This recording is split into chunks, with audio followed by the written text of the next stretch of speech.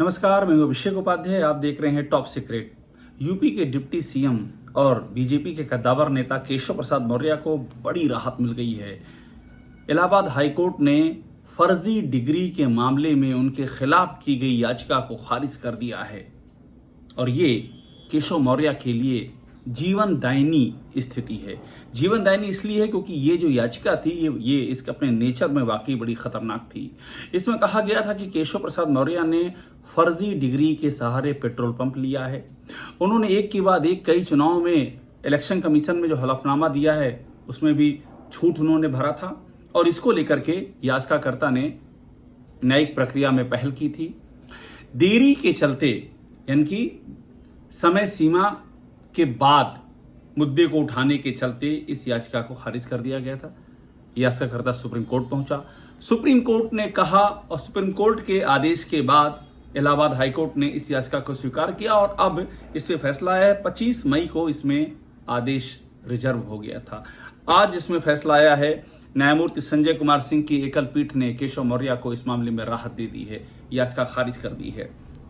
इसे turning point कहा जा रहा है यूपी की राजनीति में। केशव प्रसाद मौर्य के सामने जो सबसे बड़ी समस्या थी वो यही थी कि ये फर्जी डिग्री का जो मामला उछाला जा रहा है उनके खिलाफ, इस मामले को लेकर के उनके विरोधी उन पर लगातार हमला कर रहे थे और ये बाहर के विरोधी तो कर ही रहे थे।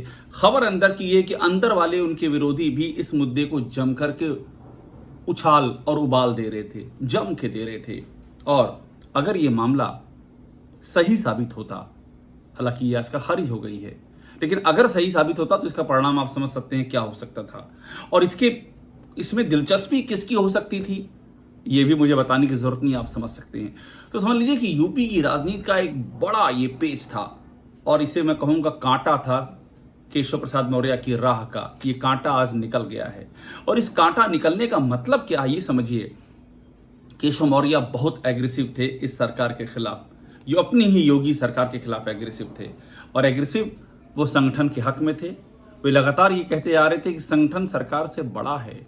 वो संगठन के मुद्दों पर खुल करके आवाज भी उठा रहे थे। केशव मौर्य से वो तमाम नेता मिल रहे थे जो कि योगी सरकार से नाराज थे। अपनी ही पार्टी के नेता जिनकी सुनवाई नहीं हो रही थी, चाहे वो नंद किशोर गुर्जर हों, वो कितनी बार ऐसा देखा गया कि केशव मौर्य से आकर के मिले। उन्होंने बाकायदा योगी सरकार में ऐसी आंदोलन की आग छिड़ी हुई थी कि हर कोई दंग रह गया था। नंद किशोर गुर्जर ने यहां तक कह दिया था कि इस सरकार में 50,000 गायें कट रही हैं, चीफ सेक्रेटरी भ्रष्ट हैं। उन्होंने मुख्यमंत्री का आवास घेर लेने की चेतावनी भी दे दी थी और वो नंद किशोर गुर्जर केशव मौर्य से अक्सर ही मिलते रहते थे। तो यह मैसेज यही जाता था कि जो भी कोई योगी से नाराज है या जिसकी सुनवाई कहीं नहीं हो रही वो केशव मौर्य कह जाता है और केशव मौर्य सुन लेते हैं सबकी। हालांकि उनके हाथ में ज्यादा कुछ है नहीं क्योंकि सारा प्रशासन तो योगी आदित्यनाथ के हाथ में है। इस बीच में हरदोई की एक विधायक ने सनसनी पैदा कर दी।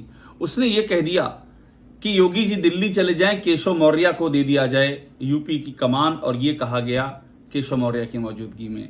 ऐसा ही एक वाकया और हुआ था यहाँ दादरी में।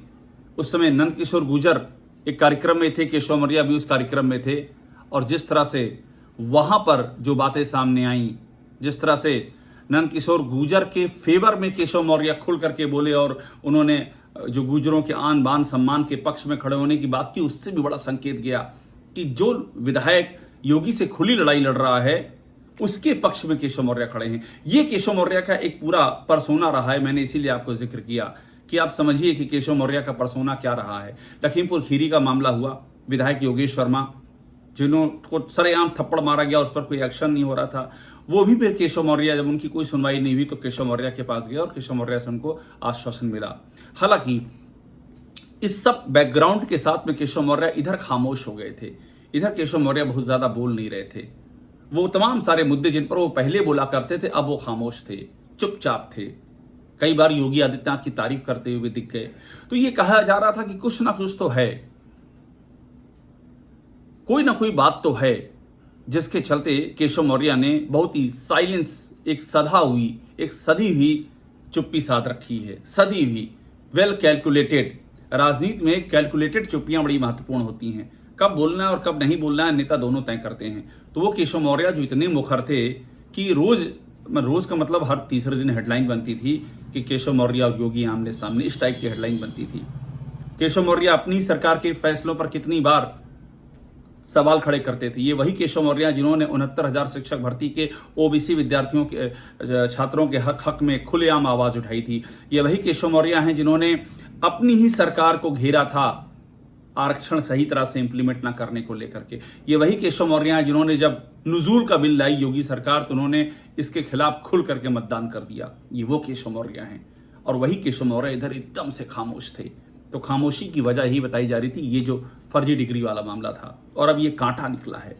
और ये कांटा निकलना बड़ी बात। इस कांटे निकलने का मतलब है कि आगे की रास्ता, आगे की जो राह है, पॉलिटिकल राह, वो बड़ी ही अब रोमांचक होने जा रही है। और मैं एक बात आपको और बताऊं, केशव मौर्य का जो चुनाव हुआ 2022 का, जो सिराथू से हारे, उसको लेकर के भी बड़ी तरह की, कई तरह की अंदर खाने की बातें हैं। केशव मौर्य से जुड़े हुए लोगों का ये मानना, हालांकि केशव मौर्य खुल के नहीं बोलते हैं, लेकिन ये 100% जानकारी है और मैं एज ए रिपोर्टर इस बात की तस्दीक कर रहा हूं। केशव मौर्य का ये मानना है कि वो चुनाव उनको हरवाया गया था। वो उसमें 8,000 से 10,000 वोट की लीड ले रहे थे, लेकिन बाद में वो चुनाव उनको हरवा दिया गया। अब अगर सरकार बीजेपी की हो, डिप्टी सीएम को हार का दंश झेलना पड़े और उसके जहन में ये बात हो कि मुझे हरवाया गया है, तो समझ लीजिए कि उसका इशारा कहां पर है। इस पृष्ठभूमि में केशव मौर्य काम कर रहे थे। और ऐसे में एक बात और समझनी होगी, ये जो बार बार संगठन बनाम सरकार के केशव मौर्य बात कर रहे थे, इसके पीछे भी एक बैकग्राउंड है। साल 2017 में जब पहली बार बीजेपी सत्ता में आई, 325 सीटें मिली टोटल एनडीए को, तो उस समय किसके हाथ में यूपी की बागडोर थी? बीजेपी में केशव मौर्य के हाथ में थी। आप ध्यान दीजिए, केशव मौर्य हमेशा कहते हैं कि 27 में 17 जैसी जीत हासिल करनी है। वो कभी 22 जैसी जीत नहीं कहते हैं, वो कभी 14 जैसी जीत की बात नहीं करते हैं, वो कभी 19 जैसी जीत की बात नहीं करते हैं, 17 ही कहते हैं। तो इस 17 में 2 ही कॉम्बिनेशन था। दिल्ली से पूरा सब अमित शाह देख रहे थे और यहां पर थे केशव मौर्य। अमित शाह का पूरा गाइडेंस था, समीकरण था, और जमीन पर केशव मौर्य घूम घूम करके ओबीसी जातियों में, और एक तरह से जो नॉन यादव ओबीसी मोबिलाइजेशन हुआ, उसका बड़ा श्रेय केशव मौर्य को गया। और जब सरकार बनी तो केशव मौर्य चूक गए। मुख्यमंत्री कोई और बन गया। मुख्यमंत्री वो बन गया जिसका संगठन से कोई ताल्लुक नहीं था, जिसके बारे में कहा गया कि वो कभी बीजेपी का भी नहीं रहा है, जिसके बारे में कहा गया कि बीजेपी से भी उसकी अदावत चलती रही है। और जब योगी आदित्यनाथ, नाम लेके बोल रहा हूं मैं, जब बन ही गए तो उसके बाद वो बात सच भी साबित हुई। योगी आदित्यनाथ के राज में जितने झगड़े हुए हैं संगठन और सरकार के, अतीत में किसी सरकार में नहीं हुए हैं जितना योगी आदित्यनाथ ने रिकॉर्ड बना दिया। अपनी ही सरकार के, अपनी ही विधायक, अपने ही मंत्री, अपने ही कार्यकर्ता कोहराम मचाते रहे कि हमारी ही सुनवाई नहीं हो रही, कैसी सरकार है। और इस सब बैकग्राउंड में जब लोकसभा के चुनाव में 2024 में बीजेपी को बड़ी हार का सामना करना पड़ा, तो एक बार फिर यही बात संगठन की रिपोर्ट में लिख करके आई कि सरकार तो अपने ही कार्यकर्ताओं की नहीं सुनती है।